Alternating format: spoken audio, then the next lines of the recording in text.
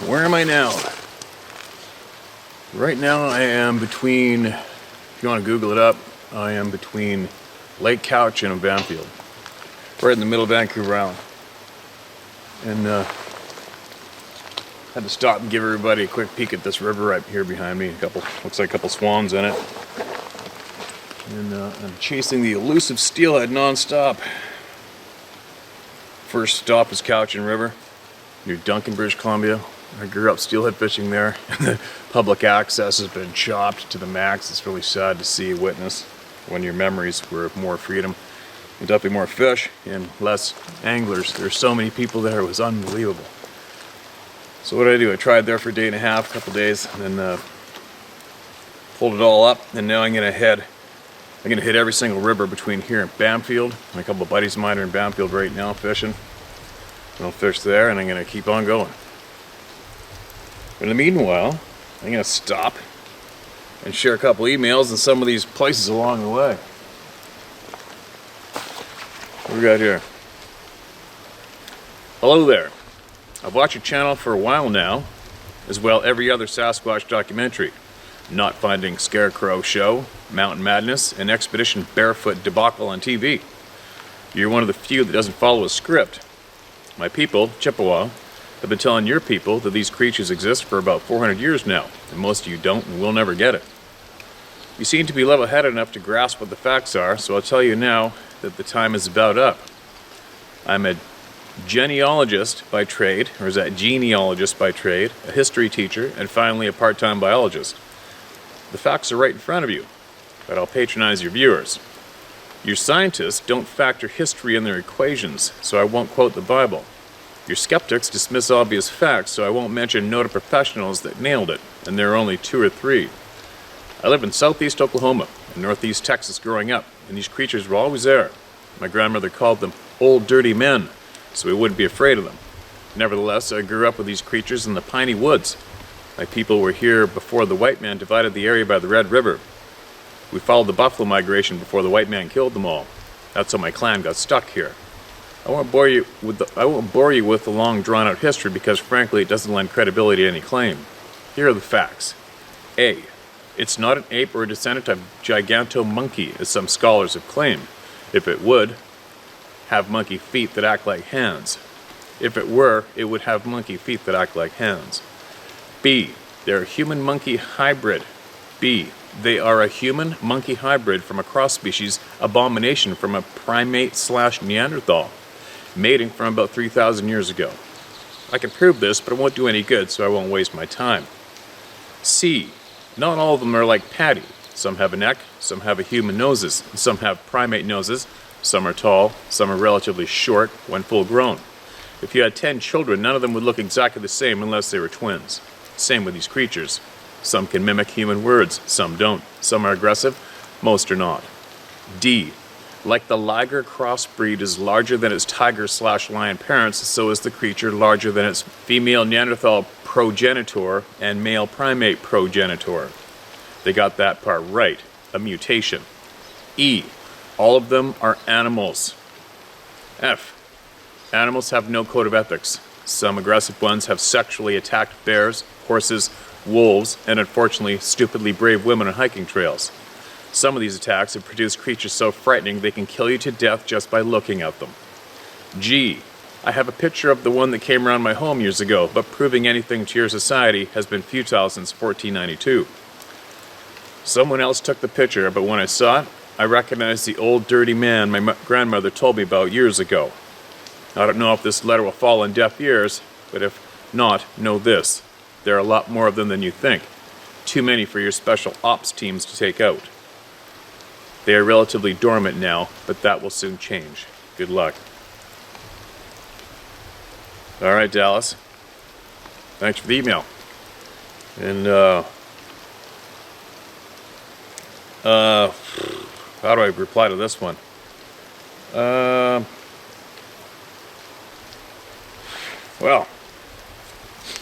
all right, well, I'm definitely interested in anything else you want to share here. And,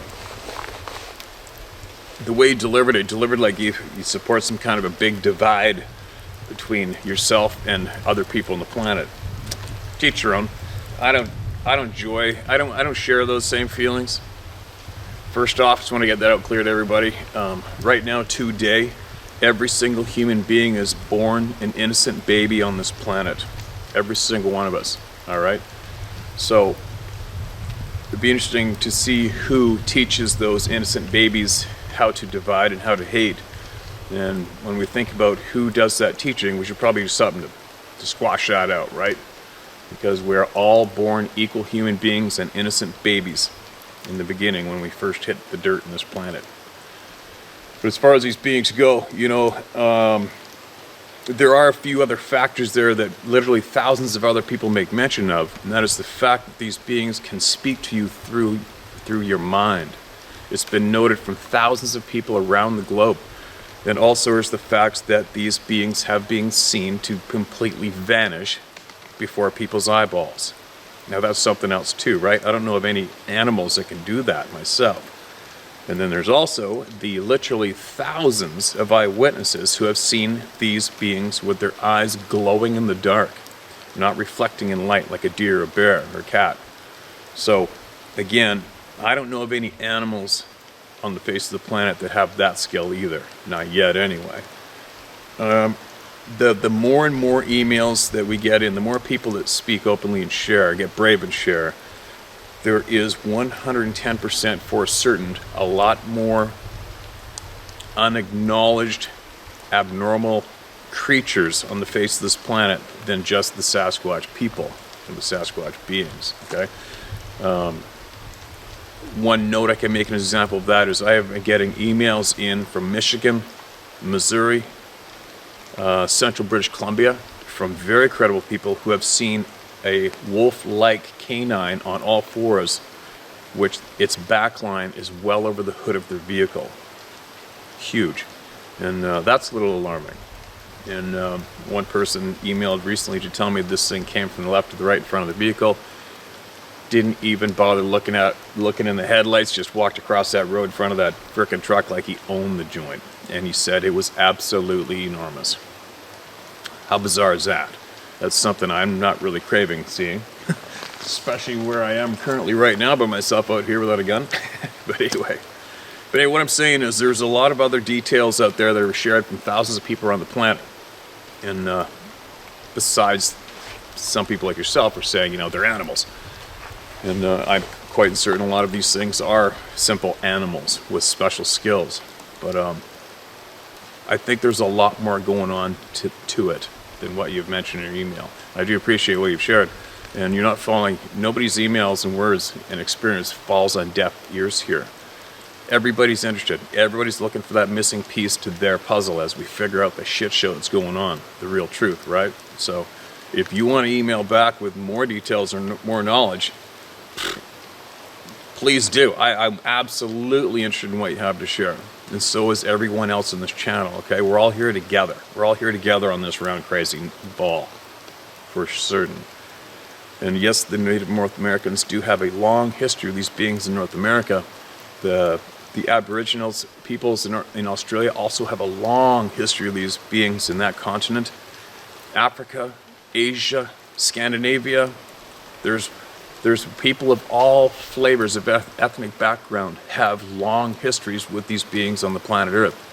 Doesn't matter what color or what race you are. It's just the fact. So hopefully more people are going to share what they know. If you got a photograph, anybody out there has a photograph, share it. Share it through me if you want, and I'll share it with everybody else. I know some people that live near me who apparently have some very clear photos. Probably put an effort in trying to get those. I've had a friend of mine sharing where he's seen the photos and where they possibly are, but the person who originally took the photos died, and there's families there, and they still have it, and I'd have to go out of my way and talk to them, and I don't know. I mean, you know what, like I said before, my stance on photographs is just what it is, but that's me personally. I've seen these things. I don't need a photograph. It would be interesting, would it be interesting to see one, a photograph? Well, for sure, of course it would. Especially if it was a good clear one instead of one of those red outlined ones in the forest. But anyways, Dallas, I appreciate you took the time out to punch out that email and send it to me. And if you would like to send more in the future, I would be very interested in hearing from you, okay? And you're not, again, it's never falls on dead ears here, okay, guys? Now, what else we got? Oh, here's a reply from the guy in Alaska who's in on the killing of that one above him on the bank at nighttime on the side of that river. And he replied with, "The men that took me off the ledge were the local people. One's name was Frank. Not a lot of detail there, I know. I spent the next day with them, and they were really good native people. They told me what it was and why no one ever goes to that side of the river. The shot I spoke of was from them, the native people. They probably saved my life. The face reminded me of the ones I saw in college of Neanderthal man. Human, yes, my belief. Tribal, yes. Entirely dangerous, hell yeah." All right, man. Thanks for that email, Michael. I think it was Michael. And again, it's kind of vague. You know, like, did you go up and look at the thing when it was laying there dead? Did you see the hole in it, the exit hole? Was it bleeding red? Did the beings above you, were they throwing rocks at you? Were they there all night? Did you get any sleep? Like, who took you away? There's so many questions that would go with the story of somebody who's laying on the side of the river while one of these things got pounded by bullets and dumped literally right, basically almost beside you, right? But it's up to you if you want to email back or not. But I'll tell you what, if you do email this group of people with a bold story of one of these things getting dumped by a rifle above you and seeing 3 more, there's probably, you can imagine the list of the questions you're going to get hammered into you. How big were the other ones? What color were they? Did they look human? Were they animal? Were they screaming? Were they running after you? Why didn't they run after you? Why didn't they jump on you? Why weren't they throwing rocks? How many people were across the river that saw them? How many people were shooting? Did anybody go back there? Did you phone the police? There's a million questions that would typically be fired at you or anybody else that emailed us through this channel sharing the facts of one of these things get shot and killed. So there you go. Pre-warn, so I'm sure you're going to get pummeled on in the comments below, right? What else we got here? Hi, Steve. Like so many others, I applaud what you're doing. You're an upstanding guy with a knack for cutting through the BS that comes from a stance of truth and honor. Well done, sir. Thank you very much for those kind words. I appreciate that. My story is this. I believe most anything is possible, although at times may not seem probable. As a 10-year-old, I and a couple of my neighborhood friends saw what can only be described as a UFO one warm summer evening while sitting on the front lawn of my house. We laughed and shared this amongst ourselves for years. Little did we know. I grew up in an avid camping, hunting, and shooting family environment. For me to be deep in any forest, alone or otherwise, was as comfortable as sitting at home on the couch and much more enjoyable. With that being said, on a camping trip during the late 60s with my family and a few others at a favorite place in the California Sierra Mountains on the North Fork of the Mokelumne River, after dinner one evening, I packed up my pole and creel and headed to a nearby hole where late day fishing was typically better. That was one hell of a long sentence. It was dusk and getting dark fast. I tossed my line in and was sitting on a rock just enjoying being there, and suddenly I felt very uneasy. This sounds stupid, but I remember what was going through my head at that moment. It was that iconic line from the Lost in Space, "Danger, danger, Will Robinson." Yep, that's why I remember it. Horrible feeling. I felt stuck on that rock until the sound of what I thought was a small tree hitting the ground gave me the encouragement to haul ass out of there. This area was like my second home. I never felt anything like that prior to that day or since. Skip forward 42 years. My wife and I were gathered with my brother-in-law and his family in his backyard to celebrate his oldest son's graduation from high school. Not long after some praising and cheering for his accomplishments, some of the younger siblings started pointing and, in a loud voice, saying, "What is that?" And much to our surprise, when we turned to look, we saw an orangish ball of light flying straight up in the sky, maybe the size of a quarter, if held out at arm's length, and then another one, and then a third one, all moving very fast together. But what happened next caused us all to be still and quiet. The orbs turned 90 degrees at speed and sped off to the south. My brother-in-law started dialing 911, and we were all having a hard time believing what we had just seen. This took place in the East Valley of Phoenix, Arizona, and the year was 2011. The sighting is still on file at MUFON. The last part I'd like to share, the year is 2016. I learned of my mom, who is now living alone since my father passed, has terminal cancer. I'm sad to hear that unfortunate news. I sent most of all my belongings to storage, and my wife and I set off to Chiloquin, Oregon, near Klamath Falls, to live with my mom, care for her, and share her remaining time. On a day not long after her passing, I was at the local hardware store picking up supplies to make sure some repairs on my mom's homestead in preparation for sale. The folks there are great and down-to-earth people. They all know me through my mom and from visiting throughout the years. As part of our conversation, I mentioned I might drive up to the Cinder Pits, just an isolated place back in the woods that most locals knew about, that evening. Maybe for the last time, since I didn't know when or if I would be back. After this comment, the lady at the cash register, I don't have permission to use her name, along with the other two folks I was talking with, went silent. After about a minute, the lady at the register asked me, "Have you been going out there after dark?" "No," I answered. "Why?" "It's not safe up there at night. You really should not do that," she replied. I was a little confused. This is a town of maybe 600 people with no criminal activity to speak of. "There are things up there that you don't want to see," the other lady there added. The look on her face and the folks standing near was not of jest, it was of fear. And the message was loud and clear. Out of politeness, I replied that perhaps I would reconsider my 4-hour walkabout. I would not go up there that evening and have not been back after leaving the area. Steve, I would never forget the look on their faces and the tone of their voices, ever. I have no doubt you're familiar with this area, Oregon. In public standing, yes, we have been fed non-stop lines of BS for so long about who we are, what we are, and who is really in charge, or thinks they are. For all those out there that have guzzled the MSM and social justice warrior Kool-Aid, good luck with that. Do not expect me to resuscitate you. You're onto something, Steve. There are so many of us. Wayne from Auburn, Washington. Yes, can use my name. Wow. Okay, Wayne, thanks for that email, man. And there should be no surprise. There's no surprise to me what those people at the local store said to you. Let's face it, could all of you imagine how many people aren't online? How many people aren't online, live fairly rural, and know all too well exactly what's running around behind their houses in the back 40? You imagine how many people there are, and how many people just keep it amongst themselves and don't have the internet to share it on, or don't even have the encouragement to share it with anybody in the first place, other than just the people in the community, right? It's probably overwhelming. Well, anyway, I'm going to carry on. The day's burning. I'm not quite sure where I am right now, but I'm sure I'll figure it out shortly. And that water looks beauty clear down there. I'm going to show you guys before I get going here. Look at that water.